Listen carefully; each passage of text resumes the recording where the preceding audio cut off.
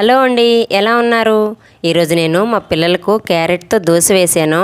వాళ్ళకి దోశ అయినా ఇడ్లీ అయినా ఏదైనా కలర్ఫుల్గానైనా కనిపించాలి, లేదనుకుంటే వాళ్ళు అనుకున్న షేప్లో అయినా ఉండాలి.